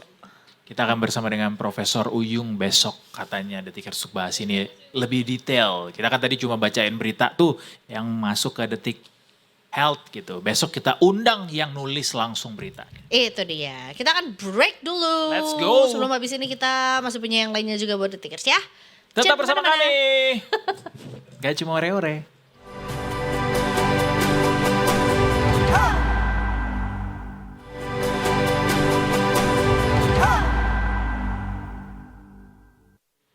Welcome back to Detik Sore. Gak cuma hore-hore. Detikers, kita masih punya satu lagi berita Nusantara. Yes. Yang mau kita bahas juga, walaupun sebenarnya tadi kita udah sempet bahas sedikit mengenai adanya kebakaran kebakaran di pabrik yang ternyata adalah pabrik pestisida, pabrik kimia gitu ya, yang akhirnya memberikan cukup besar juga dampaknya terhadap sungai, dan akhirnya adanya pemutusan sementara untuk PDAM juga ya, jalur PDAM juga. Nah, kita mau mencari tahu juga lebih dalam juga mengenai apa yang sebetulnya terjadi di Cisadane di Tangerang juga, dan kita akan langsung ketemu juga sama Ada Fandi yang juga berada di lokasi langsung. Selamat sore Fandi. Ya, selamat sore Edo dan juga Eza di studio. Ya. Selamat sore Fandi, hari ini langsung dari Tangerang juga, dari Cisadane, nggak terlalu jauh ya dari TKP atau pabrik. Walaupun sungainya kimia. tidak terlihat seperti Itu warna putih ya. kayak warnanya apa itu ya, kayak coklat gitu ya. Nah coba kita langsung saksikan liputan langsung dari Fandi di lokasi untuk laporan terkini dari lokasi kejadian. Silakan Fandi. Ya baik, terima kasih Edo dan juga Eza di studio. Saat ini saya Fandi Akbar, Saputra Reporter 20 Detik, melaporkan langsung dari Sungai Jaletreng, tepatnya di Sungai Jaletreng 1, Tangerang Selatan, di mana pada hari Senin kemarin di sungai ini air sungai tiba-tiba berubah menjadi warna putih begitu akibat tercemar dampak kebakaran dari pabrik pestisida di wilayah Kecamatan Setu, Serpong, Tangerang Selatan begitu. Meski begitu, saat ini memang tadi sempat disinggung bahwa airnya memang sudah tidak berwarna putih, namun memang ketika kita melihat jauh ini sudah tidak berwarna putih, namun tadi ketika saya melihat lebih dekat begitu untuk melihat kembali bagaimana situasi terkini dari aliran Sungai Jaletreng ini memang masih ada sedikit warna putih begitu ya. Biasanya kali ini berwarna coklat pekat, namun tadi pada saat saya mengambil gambar begitu dan mencoba untuk mendekati aliran kali atau Sungai Jaletreng ini, masih terdapat sedikit air yang berwarna putih begitu melintas di aliran sungai ini, dan juga masih sedikit tercium aroma pestisida begitu atau aroma cairan kimia dari air yang mengalir dari Sungai Jaletreng 1 ini begitu. Dan memang air sungai dari Jaletreng ini mengalir begitu ke aliran Sungai Cisadane yang berada di Tangerang Kota atau pusat kota Tangerang, dan perubahan warna dari air ini, air kali yang berwarna coklat tiba-tiba menjadi putih ini disebabkan karena gudang pabrik pestisida yang terbakar di Kecamatan Setu begitu.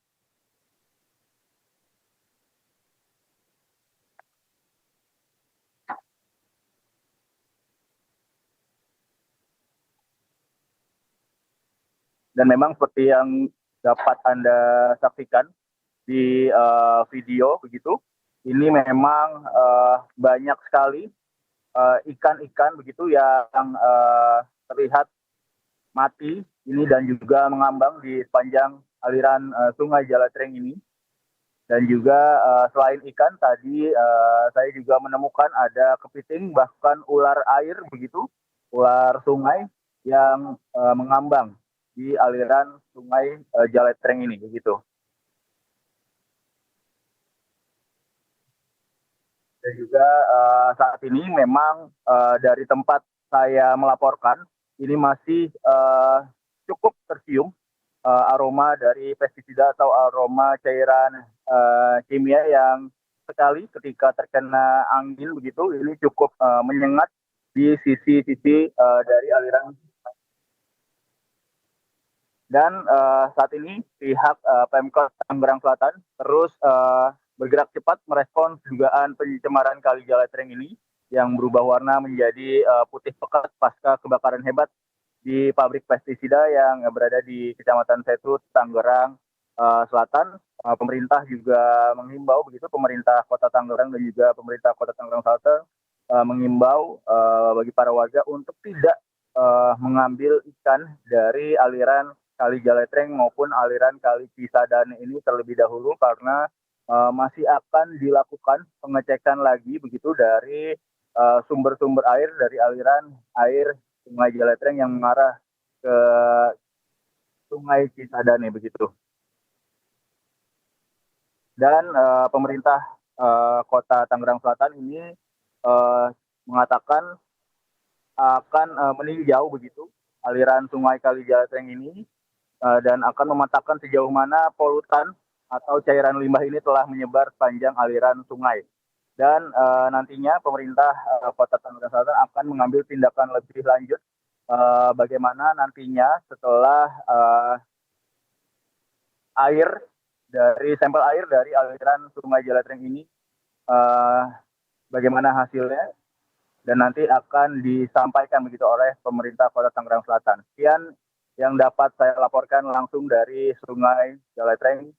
Fandi Akbar Saputra langsung dari Sungai Jaletreng melaporkan.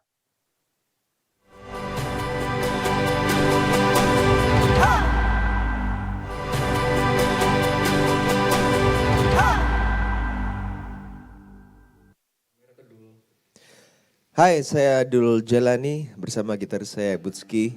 Kita akan membawakan lagu yang baru saya rilis berjudul Sebenarnya Selamanya.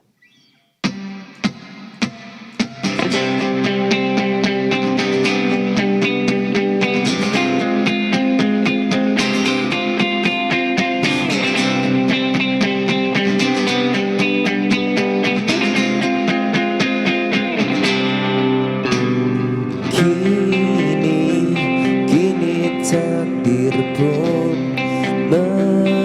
memisahkan kita dengan jarak yang jauh.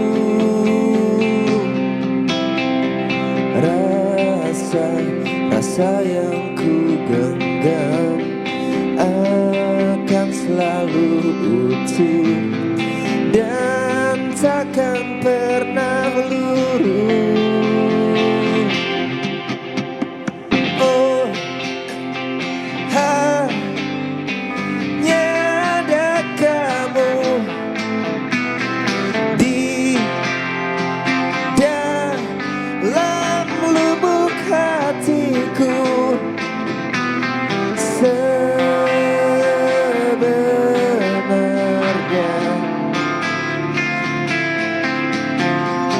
selamanya hanya kamu cintaku.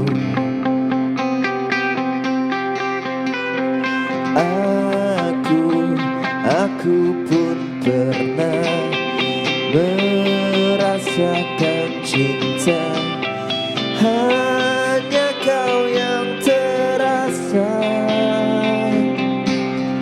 Oh, sisanya hanya melanjutkan hidup, membayangkan kau ada. Oh, hanya ada kamu di dalam lubuk hatiku. Sebenarnya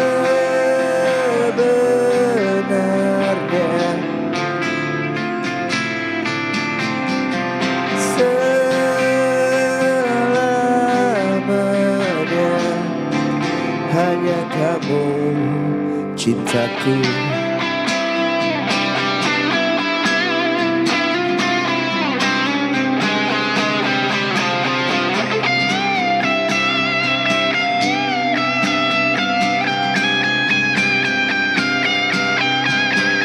Sebenarnya selamanya hanya kamu. Sebenarnya selamanya hanya kamu.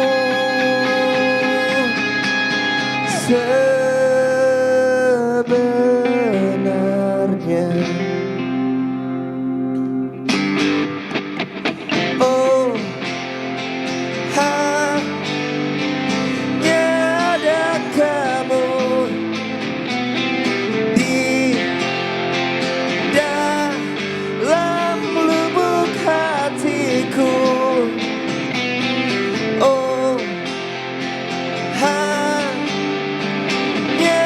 ada kamu di dalam lubuk hatiku. Sebenarnya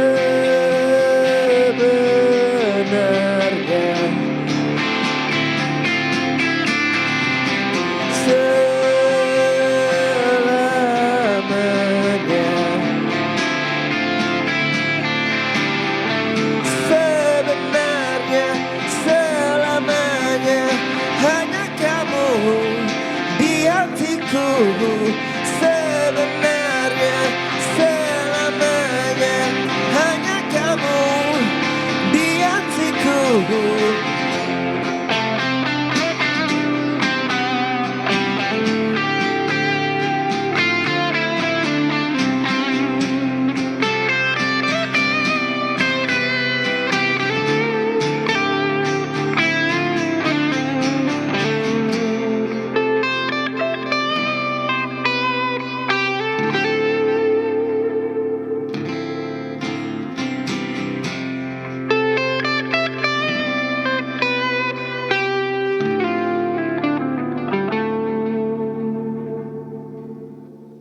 Terima kasih.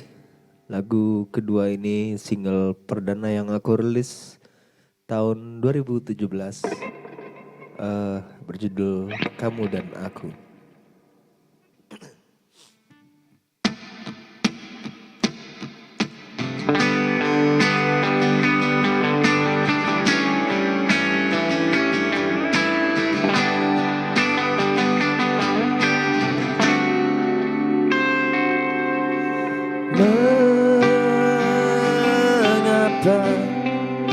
kau tak pernah tahu bahwa ku selalu bermimpi tentang cinta kita ini, tentang kau dan aku.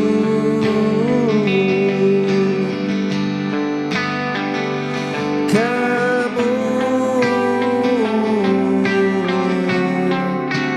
dan aku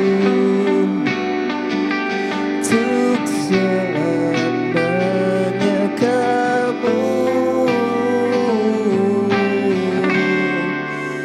dan aku.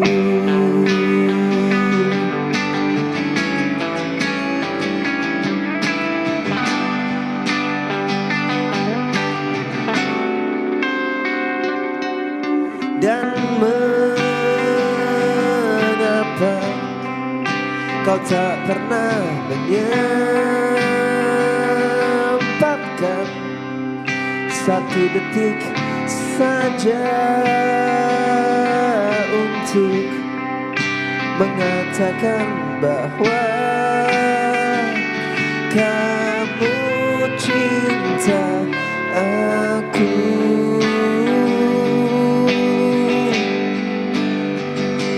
Kamu dan aku untuk selamanya. Kamu dan aku.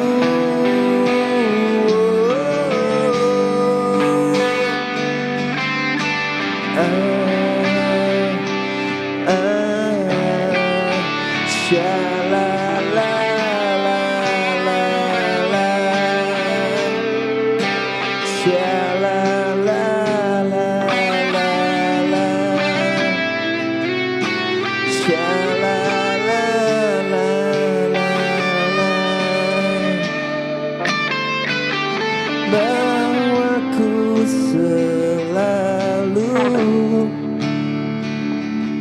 merindukan kamu. Kamu dan aku untuk selamanya. Kamu dan aku untuk selamanya. Kamu dan aku untuk selamanya. Kamu dan aku.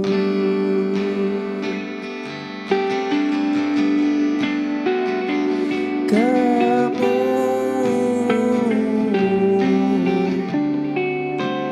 dan aku untuk selamanya. Kamu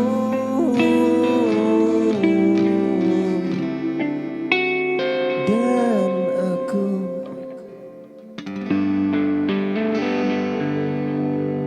Thank you.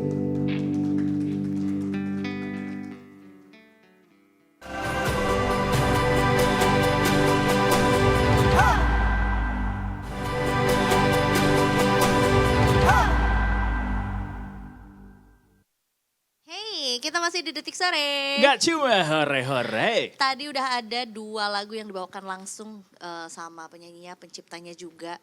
Selalu amazed gitu kalau ketemu sama orang yang, kalau orang yang pandai banyak bahasa itu kan polyglot. Betul. Kalau ini pandai berbagai instrumen, multi instrumen True. kayaknya ya. True musician. Dan tentunya juga satu lagu pembuka di tahun 2026 karena baru dirilis di Awal tahun Januari. Januari 9 kemarin juga. Hari ini kita langsung hadirkan ini dia, Bang Dul Jailani. Halo, halo. Selamat sore. Halo, sore. Harus pakai bank gitu ya. Pakai bank ya. Udah tua banget dul aja. Takutnya dul suruh aja. ditagih angkotnya mana dul gitu. Oh, Iya, iya. tapi gue paham banget dia nggak ngalamin dul yang itu. Ngalamin gak sih? Sarah Zainab. Iya, Iya. ngalamin kan? Dikit-dikit Sempet ngalamin. nonton gak di TV waktu itu? Sempat. Sempat. Oh, iya. Di bioskop nonton. Di bioskop. Oh iya, itu iya, yang the movie one the ya. movie. Nah, Iya, itu iya. membuktikan kalau dia Gen Z Benar. sejati. Trilogi loh itu. versi udah di bioskopnya gitu Iya, ya. iya. But anyways, dari 2 lagu yang tadi di bawain buat The Tickers juga, satu lagu yang dirilis 2017 Iya. dan lagu terbaru yang baru dirilis di tahun 2026 ini, kita bisa menyimpulkan bahwa dari dulu sampai sekarang Dul, kamu adalah seorang romantis. Rokok makan gratis ya. Iya enggak? Iya atau enggak?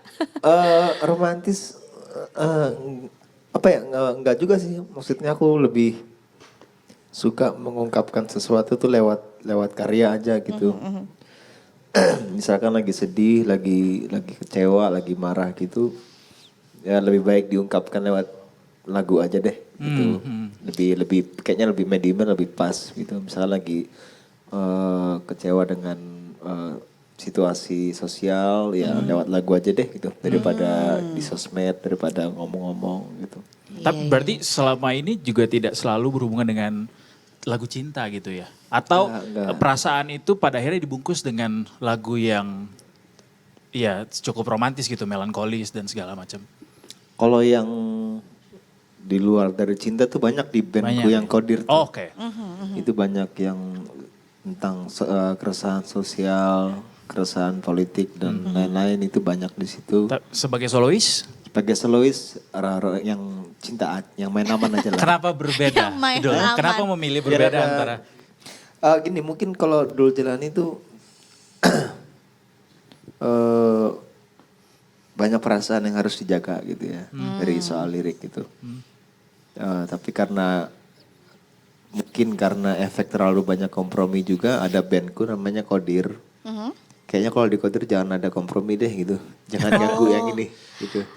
So, Jadi can we say bahwa Dul Jailani versi idealis yang dikodir atau Iya. Dul Jailani versi yang lain ada di ya versi solois gitu? Solois, ya. Apakah seperti itu definisinya atau gimana Dul? ya kalau Dul Jelani lebih fleksibel gitu, maksudnya dalam artian pasar lagi maunya ini gitu. I see. Ya diikutin. Kalau di Kodir ya benar-benar jadi diri sendiri yang seadanya gitu. Bukan berarti di Dul Jelani nggak jadi diri sendiri ya, cuma harus banyak It's a kompromi. different version ya. Ada Iya, alter iya. ego gitu. Ya kalau di Kodir ya no kompromi lah gitu. Tolong yang ini jangan diganggu ya gitu. Ada yang mau dibuat atau disampaikannya seutuhnya aja, Iya. segitu-gitunya aja gitu. Bisa dibilang lebih atau seberapa jujur dalam artian kayak ini loh perasaan yang mau aku tumpahkan dalam karya terbaru di lagunya Dul ya, bukan di band misalnya. Ya harus jujur sih ya. Kayaknya semua laguku yang di solo pun juga jujur juga gitu, dari pengalaman pribadi juga, dari instrumennya juga jujur, semuanya jujur gitu. Jadi emang yang diharapkan apa yang aku rasain, energinya tuh nyampe gitu ke pendengar gitu. Kayak sebenarnya selamanya ini emang fokusnya banyak tentang dari aransemen ya, khususnya banyak tentang kerapuhan, kekecewaan, penderitaan. Walaupun liriknya dibalut dengan pop biasa lah, tapi aku harap energi aransemennya tuh nyampe gitu ke yang denger gitu ya. Karena memang juga ini ya, sebagai yang tadi aku sempat singgung juga, kamu tuh juga memainkan cukup banyak instrumen ya. Artinya pilihan kamu tuh sebenarnya broad banget, luas banget gitu. Mana yang sebetulnya mau dimasukkan, mana yang sebetulnya instrumen ini yang paling tepat untuk membawakan cerita ini gitu di lagu ini juga. Gimana proses seorang Dul menciptakan lagu sebenarnya? Tergantung kebutuhan lagunya sih. Ada yang memang kayak sebenarnya selamanya ini kayaknya kurang deh kalau pianoan doang gitu. Kayaknya ini enak ngeband, sedikit rock. Tapi tergantung juga, kadang bikin lagu kan ada yang dari gitar, ada yang dari piano. Kalau yang dari piano ya udah di pianoin aja. Kalau rata-rata yang dari gitar akhirnya ya dijadiin gitar aja deh gitu. Ya tergantung kebutuhan lagunya gitu. Maksudnya lebih enak kalau tiba-tiba lagunya ini kayaknya bisa dimasukin semuanya deh. Bisa dimasukin piano, gitar, bisa dimasukin banyak unsur gitu. Berarti sebenarnya lagu ini juga apa ya, nggak cuman liriknya yang jujur aja tadi gitu ya, mengungkapkan perasaan, tapi sebenarnya secara aransemen juga dibuat bukan nggak ribet ya, tapi memang ini ada gaya rock yang mau kamu bawakan juga gitu ya di dalam lagu ini. Iya gitu karena kayaknya aku kurang nyaman kalau yang yang terlalu pop tuh kurang nyaman gitu dan aku nggak di Nggak situ. adul banget gitu Iya ya. gitu. Gak apa-apa. Daripada dipaksa gitu kan. Benar. Kalau terlalu pop juga kurang nyaman, lantas Dul sendiri pengen didefinisikan atau diketahui sama pendengarnya tuh sebagai seorang musisi yang kayak apa, Dul? Terserah gitu. Terserah aku nggak mau melabeli diriku sebagai apa gitu. Tanpa harus mengkotak-kotakan begitu ya. musik Iya itu sebenarnya seperti aku apa. nggak suka juga gitu mengkotak-kotakan gitu. Aku nggak suka gitu. Mau dikenang sebagai apa ya terserah gitu. Mau melabeli saya sebagai apa gitu. Saya di sini cuma sebagai seorang seniman yang alhamdulillah punya bakat yang akan terus berkarya itu aja. Dan juga penasaran Dul, ya we all know Dul Jailani adalah seorang musisi yang juga tumbuh di lingkungan keluarga yang musisi, legenda musik Indonesia juga. Gimana rasanya bagaimana caranya seorang Dul Jailani bisa membedakan gitu, this is what my music is all about dengan musik yang selama ini juga jadi bayang-bayang kamu gitu selama kamu menjadi seorang manusia dari latar belakang keluarga musisi. Ya alhamdulillah tuh privilege juga ya, nggak bisa dipungkiri gitu. Ya kalau aku bukan anaknya Ayah Ahmad Dhani, Bunda Maya Estianti gitu, hai saya Dul Jailani juga siapa yang mau nonton gitu kan. Ya, Itu fakta ya, nggak bisa dipungkiri fakta, juga ya. ya. Fakta nggak bisa dipungkiri gitu. Cuma ya memang harus hati-hati gitu, kadang misalkan gantiin bokap di Dewa gitu. Itu emang atmosfernya luar biasa kan, wah main sama Dewa ditonton banyak orang, atau juga ada band tribute to Dewa gitu. Tetap harus ini sih, nggak boleh larut sama vibes yang kayak aku menganggap memang ada bonus. Alhamdulillah aku dikasih Tuhan tuh bonus dalam artian ya aku privilege bisa bawain lagu Dewa, bisa bawain lagu Bunda gitu. Tapi tetap harus fokus ke jangan sampai larut dan harus fokus ke apa yang aku impikan. I see. Gitu ya. Tapi pernah merasa itu sebagai sebuah beban atau justru ya you already convert it as a power gitu justru? Enggak sih. Enggak ya? Cuma tantangannya itu doang gitu, jangan sampai larut gitu loh. Oh I see. Jangan sampai larut keenakan sama bonus itu, I see. privilege itu sampai melupakan apa yang harus dibangun ke depannya, masa depannya itu. Makanya sebenarnya penting juga untuk ngasih koridor atau kayak ngasih identitas ini lagu yang Dul banget gitu. Karena sebenarnya tapi maaf banget gue lupa kita tuh pernah gue pernah interview lu juga untuk satu makanya single. Gak asing dari tadi. Tapi maksudnya all I remember adalah pokoknya ada unsur grunge yang memang ingin dibawakan gitu. Nah maksudnya itu kan di tahun, let's say dari tahun 2017 di lagu yang tadi sempat dibawakan terus sampai akhirnya sekarang punya karya baru juga. Apa proses pendewasaan musik atau mungkin apa yang semakin semakin ingin ditunjukkan gitu sama pendengar lama maupun pendengar barunya Dul di musik yang sekarang? Kalau sekarang mungkin di lirik kali ya tantangannya gitu.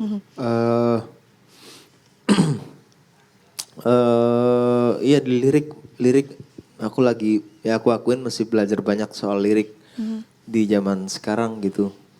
Banyak banget genre-genre baru dalam sastra lirik Indonesia gitu yang harus aku pelajarin gitu.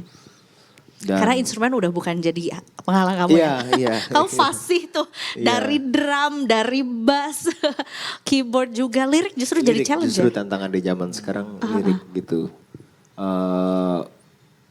Udah mulai bosan soal cinta-cintaan gitu. Oh ya? Udah mulai bosen. Bahas cinta mulu gitu, mau bahas yang lain gitu. Do you Iya. consider yourself as a hopeless romantic person yang kayak cinta tuh ada loh cinta sejati, idealis soal cinta. Dulu adalah seorang yang seperti itu atau Gimana? sebagai seorang yang hopeless romantic gitu, kayak percaya bahwa cinta sejati itu ada, cinta itu akan bisa selamanya gitu. Ya percaya Ya. percaya. Dan itu percaya. cukup mempengaruhi dalam lo menulis lirik-lirik lagu itu. Sangat. Ya jadi mungkin udah waktunya upgrade, nggak soal cinta-cinta doang gitu. Mungkin sebenarnya udah pernah gitu kayak Kodir terakhir tuh nulis judulnya Lo Gila itu sebenarnya itu kritik pedas terhadap nggak mau nyebut apa gitu ya, tapi itu Keresahan yang luar biasa ya, lah gitu. kritik pedas terhadap apa yang terjadi di fenomena masyarakat gitu. Ya jadi ya pendewasaannya ya di lirik lah gitu. Yang juga akan kita temukan nanti di karya-karya selanjutnya Iya yang pastinya. nggak tahu nih ini udah boleh belum? Boleh Rahasia dikasih besar. tahu belum? Atau ini sebenarnya Nanti lagu aja. pembuka untuk apa yang kita bisa tunggu dari Dul juga? Iya. Apa itu? Apa karya yang selanjutnya yang mungkin kita akan nantikan dari seorang Dul Single juga? abis ini liriknya bukan cinta. Oke. Oh ya? So Iya, there's iya. gonna be Tapi another aku single. suka loh lirik cinta ini tuh I'm not gonna say raw, bukan raw ya, tapi kayak ya udah apa adanya, ngerti gak sih? Iya, iya. Kayak mungkin kalau di generasi sebelumnya kita punya Viera gitu, lirik-lirik yang gak terlalu jelimet tapi gua ngerti lo sayang gue kok gitu loh. Iya. Gitu, tapi berarti di karya berikutnya bukan cinta justru. Iya karena aku merasa bahaya kalau stuck di situ-situ aja gitu. Maksudnya kayak banyak tema yang bisa dibahas kan, kehidupan sehari-hari tentang perjuangan, tentang interpersonal, tentang pertarungan batin. Ya itu nanti keluar di single yang abis ini gitu. Ih, seru. Kapan kita bisa menantikan itu? Atau sebenarnya udah dalam proses apa karya berikutnya? Lagi rekaman sih. Lagi rekaman ya? Oke. Di tengah-tengah kesibukan manggung. Kamu Dan banyak lagi ya, projectnya nggak cuma banyak solois juga doang ya. gitu. Sibuk Iya. banget nih dulu kayaknya. Ini tadi jangan sampai larut sama yang menggiurkan gitu, harus tetap diingat aku punya impian yang harus aku kejar gitu. Ada kolaborator kan mungkin yang mungkin kita bisa kepoin atau mungkin kira-kira akan Atau justru ada. kamu punya wishlist kolaborator dari lokal atau mungkin dari luar barangkali untuk Ada, cuma lagi nyari. oh masih dalam pencarian Sulitnya ya. nih waktunya soalnya. Oh waktunya mulai mahal-mahal ya di Indonesia Iya. sekarang ya. mulai mahal-mahal. Waktu ya, karena gimana pun juga waktu itu harus cocok ya. Iya. Harus cocok, mau berkarya, mau apapun juga waktunya harus Iya. cocok juga. But anyways, terima kasih banyak Dul sudah mampir ke Detik Thank you, Sore. thank you. Terima kasih, kita nantikan juga karya berikutnya karena katanya ini akan menjadi pembuka juga untuk karya-karya berikutnya yang Yes. akan dirilis di tahun ini gitu. Hopefully gonna be another breakthrough buat musik Indonesia juga ya. Walaupun Kita cuma nantikan. spill-nya bukan soal cinta gitu. Nah itu dia. Sedikit aja di spill-nya gitu katanya. But anyways, kita punya tagline Dul, kita punya satu Oke. challenge terakhir juga buat Apa itu? kamu. Jadi kalau kita bilang Detik Sore, boleh kamu jawab dengan gak cuma hore-hore. Oke. Gak cuma hore-hore, boleh ya? Karena sekarang waktunya sama Vira buat pamit dulu. Eduardo Simorangkir juga pamit beserta seluruh kru yang bertugas hari ini. Kita ketemu lagi besok tentunya cuma di Detik Sore. Enggak cuma hore-hore. Well, alright, see you tomorrow. Bye everyone.